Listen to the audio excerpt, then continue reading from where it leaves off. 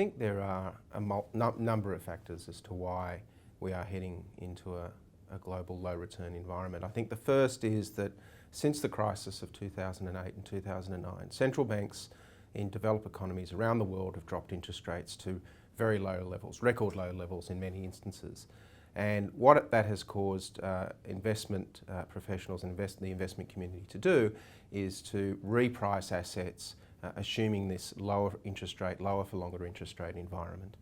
Essentially the discount rate that people are using for future cash flows has reduced. And the discount rate is really the return that investors are getting at that price. So lower interest rates have really fed through to higher prices initially, but that means from here on returns are likely to be a lot lower. I think the second point is that if interest rates do stay lower for longer, we do have a scenario where companies actually recalibrate their return expectations. So CFOs, CEOs and boards at companies around the world, instead of looking for 10, 11, 12% return on capital, they look at their borrowing costs and say, you know what, maybe we can start justifying more projects at lower returns. And lower returns on capital feed through to lower returns in share prices. And the third point is that and this is not an Australian experience, this is a global experience. There is a lot of capital in the world looking for a return, looking for returns in line with what they've done previously. And excess capital around the world seeking a relatively static opportunity set. The economies haven't been growing that quickly, but the amount of capital looking for return has been growing quite quickly. So as a result, return on capital is another driver for return on capital to fall over time, which we believe will feed through into lower share price returns.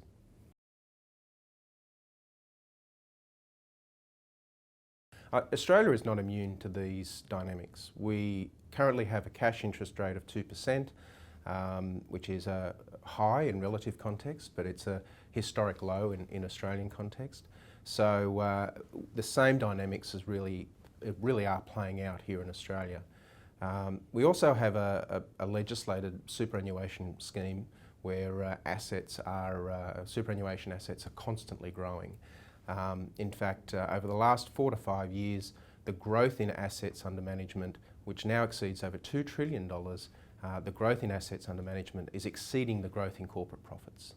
And at the end of the day, if capital's only claim is on corporate profits and if capital's growing faster, then return on capital will also fall. We have a poster child for this particular dynamic around the world. It's Japan.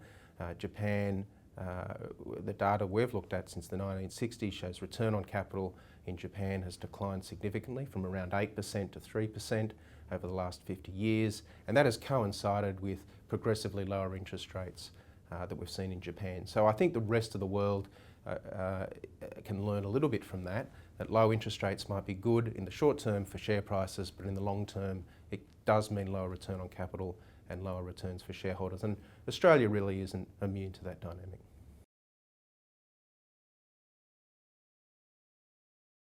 I think for global real estate, the risk to global real estate is sustained low interest rates. And that might sound a little counterintuitive because I think a lot of people think low interest rates is good for real estate. And again, it is in the short term, but what essentially happens is that investors in a search for return or a search for yield end up becoming very aggressive when they buy real estate assets and they push yields lower and lower and lower. And what happens in reality is that asset prices obviously rise.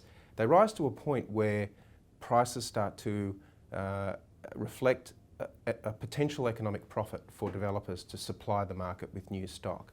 And we're starting to see that certainly in Australia. Anyone who looks at the dwelling approval numbers in Australia, which are currently at record highs, show that there's a lot of supply coming through in the Australian residential market and also in the commercial market as well. And that's a symptom of having very low interest rates. It's a symptom of having a lot of capital. But we're also seeing it offshore as well, not to as large an extent, but certainly in commercial markets in the UK and the US, we are starting to see some supply coming through. And that is a function of low interest rates and capital looking to be put to work and generate a return.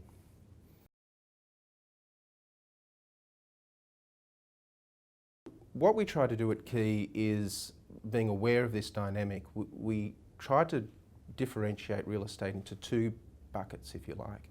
The first bucket is what we call franchise real estate. So a good example of that would be a fortress-style shopping centre, a regional shopping centre. So Chadstone in Melbourne is a good example, or Westfield Bondi Junction is a good example in Australia.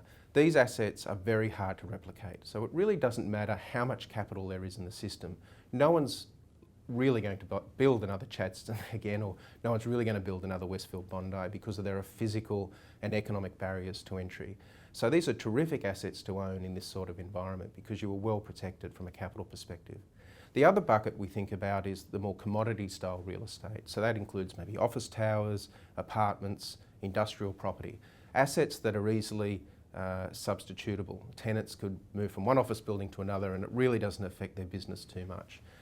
Commodity style real estate is easily reproduced, and what we try to do there is we try to identify assets where we believe we're buying below replacement cost. Because if we keep buying assets below replacement cost, it really doesn't matter how much capital is in the system.